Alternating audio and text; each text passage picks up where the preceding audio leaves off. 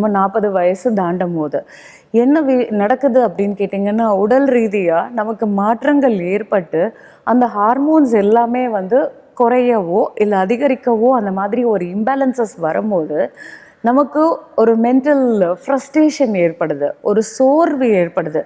எவ்வளோதான் நம்ம வந்து மோட்டிவேட் பண்ணி நம்ம பாடியை புஷ் பண்ணால் கூட நமக்கு தெரியாத ஒரு விதமான ஒரு இரிட்டேஷன்.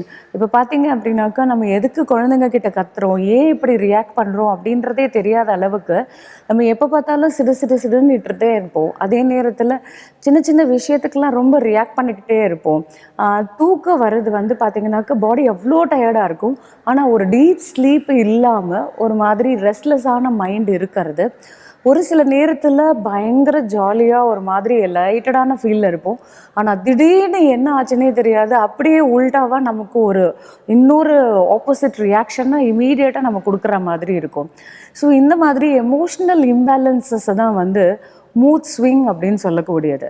இந்த மாதிரி மூட் ஸ்விங் வர்றதுக்கான காரணம் என்ன, இந்த 40 வயசுக்கு மேலே என்ன நடக்குது அப்படின்னு கேட்டிங்கன்னா, நம் பெண்களுக்கு குறிப்பாக அந்த ஈஸ்ட்ரோஜன் ப்ரொஜெஸ்ட்ரானோடைய லெவல் வந்து மெயின்டைன் ஆச்சு அப்படின்னா நமக்கான அந்த பீரியட்ஸ் சுழற்சி வந்து சரியாக, மாதவிடாய் சுழற்சி சரியாக இருக்கும்.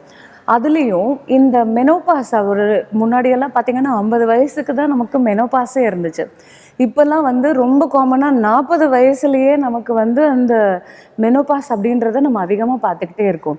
ஸோ அதில் அவங்களுக்கு அந்த சுழற்சியோடைய இது வந்து டிலே ஆகிட்டே வரும்போது ஹார்மோன் இம்பேலன்சஸ்னால தான் இது நடக்கக்கூடியது. அப்போது ஆட்டோமேட்டிக்காக நமக்கு இந்த மாதிரி எமோஷ்னல் இம்பேலன்சஸையும் அதிகமாகவே கொடுக்கும்.